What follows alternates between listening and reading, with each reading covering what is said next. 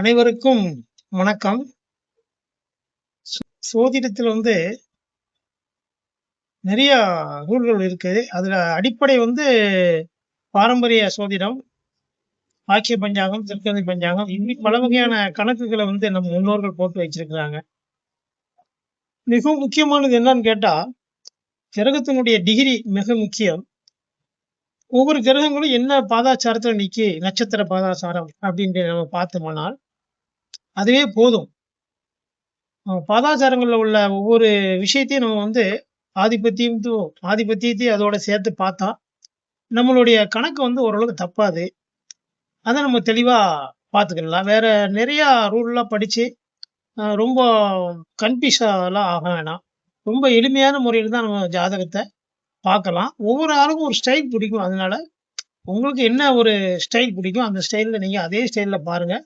அந்த ஸ்டைலில் நிறைய கருத்துக்கள் கிடைச்சா யூடியூப்ல அதை நீங்கள் எடுத்து வச்சுட்டு அதிலே மீண்டும் மீண்டும் முயற்சி பண்ணுங்க. உங்களுக்கு ஒரு ப்ராக்டிஸ் கிடைச்சிரும். அதனால பராசர முறையில் பாதாச்சாரம் மிக முக்கியம். ஒரு திசை புத்தி அந்தரம் இது மிக மிக முக்கியம். லக்கணம், அப்புறம் ஆதிபத்தியம், அது வாதகாதிபதி பாதகாதிபதி, அப்புறம் மறைவு ஸ்தானங்கள், நட்பு பகை, இவ்வளவு மொத்தம் போதுங்க. இதுக்கப்புறம் நீங்க நிறைய ரூல்லாம் தெரிஞ்சுதான் படிக்கணும்னு அவசியம் இல்லை. நான் சொன்ன இந்த ஒரு 5-6 ரூல் மொத்தம் தெரிஞ்சுக்கிட்டு அந்த ஜாதகத்தை நீங்க பார்த்தீங்கன்னா அதுல நிறைய விஷயங்கள் நம்ம தெரிஞ்சிடும். அதுல நிறைய ரகசியங்கள் இருக்கு. இப்போ அதை பத்தி விஷயங்களை அடுத்த இந்த நெக்ஸ்ட் சொல்லுதான் வாங்க பார்ப்போம். வணக்கம். இப்பொழுது இந்த படத்துல எனக்கு முன்னாடி தெரியக்கூடிய இந்த ஜாதக கட்டத்தை பாருங்க. இது எவ்வளவு சிம்பிளா நம்ம பலன் எடுக்கலாம், ரொம்ப அக்யூரேட்டாகவும் இருக்கலாம், நம்ம தெளிவாகவும் நம்ம இந்த பலனை எடுக்கலாம். அதை எப்படி எடுக்கலாம்னு நம்ம இப்போது இந்த ஜாதக கட்டத்தில் உள்ள கிரகங்களையும் அது பெற்று இருக்கிற நட்சத்திரத்துடைய பாதங்களையும் நம்ம ஒத்து பார்த்து, மற்றபடி நான் சொன்ன அந்த விதிமுறைகள் பாதகம், வாதகம், மறைவிஸ்தானம், இந்த மாதிரி விஷயங்களையும் நம்ம ஒத்து பார்த்து இந்த பலன் எப்படி இருக்கு, இந்த ஜாதகருடைய அமைப்பு, அவருடைய குடுப்பனைகள் எப்படி இருக்கு, அவருடைய தாயாரை பத்தி, அவருடைய தகப்பனாரை பத்தி, அது மாதிரி கல்யாணம், படிப்பு, இது எல்லாமே நம்ம சிம்பிள் எடுக்கிற மாதிரி சொல்லலாம். இதுல பிருகுநந்தி நாடி கிரக சேர்க்கைக்காண்டி பிருகுநந்தி நாடி அதை யூஸ் பண்ணிக்கலாம். ஆதிபத்தியத்தை வச்சு துல்லியமான நேரங்களை கணிப்பதற்கு நம்ம லக்கணம் ஆதிபத்தியம் எடுத்துடலாம். எந்த நேரத்துல அந்த காரியங்கள் நடக்கு அப்படின்னா பிருகுநந்தி நாடியில கோச்சாரத்தை பத்தி சொல்லுவாருங்க. ஆனா அது நிறைய நுட்பங்கள் இருக்கு.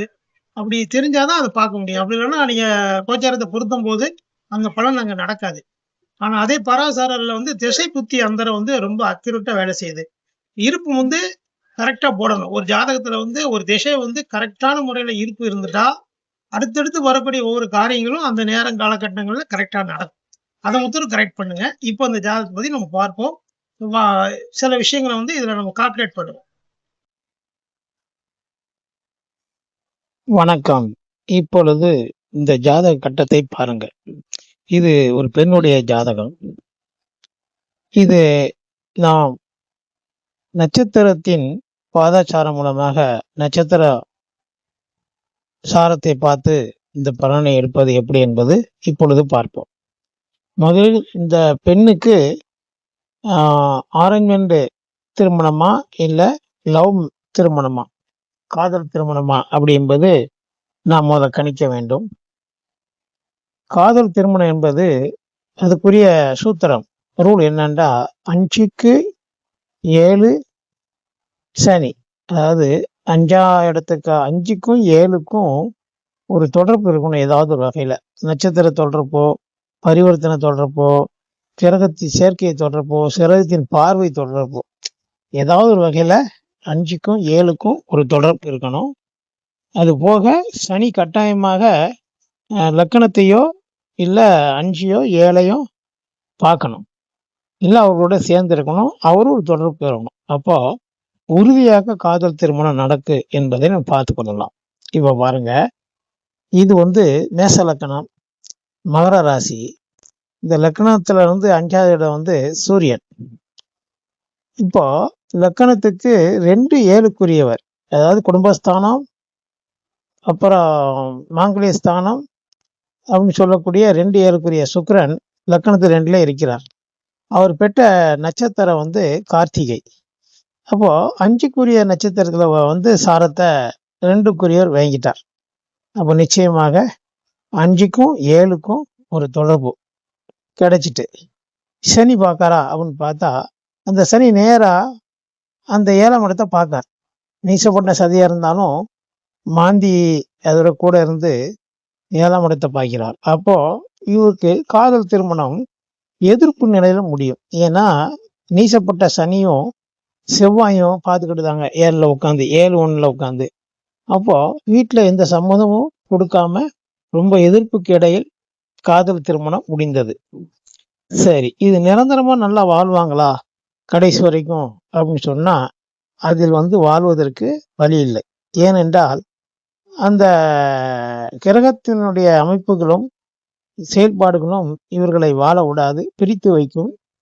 பிரித்து வைக்கக்கூடிய வாய்ப்புகள் தான் இப்போ இந்த பெண்ணுக்கு நடந்துட்டு இருக்கு. டிவோர்ஸ் அளவுக்கு வந்து இப்போ பேச்சுவார்த்தை நடந்துட்டு இருக்கு, வாழ முடியாத அளவுக்கு. இது ஏன் வந்தது அப்படின்னு பார்க்கும்போது அதுக்கும் சில வழிகள் இருக்கு, அதை நான் சொல்லுகிறேன் இப்பொழுது.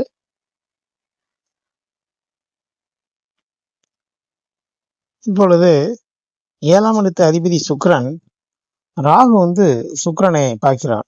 அப்போ 7க்கு அதிபதி வந்து ராகுவோட பிடியில் இருப்பதால் அது வந்து கொஞ்சம் மட்டுப்படுத்தி ஆயிட்டு. அப்புறம் 7ல வந்து செவ்வாயும் 1 சனியும் உட்கார்ந்து 7ஆம் இடத்துல இருந்து பகை கிரகங்கள் ஜென்ம கிரகங்கள் பார்த்து இருக்கிறது. 7வது இடமும் ஓரளவுக்கு அங்க வேலை செய்வதில்லை. புதன் பார்க்கணும். இந்த புதன் வந்து பாருங்க லக்கணத்துக்கு வாதகாதிபதி வீட்டுல போய் உட்கார்ந்துட்டாரு.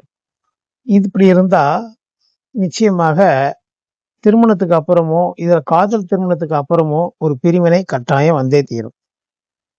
கட்டாயம் வந்தே தீரும். அப்படி பார்க்கும்போது நம்மளுடைய சாரம், அதாவது நம்ம சாரம் பார்ப்பது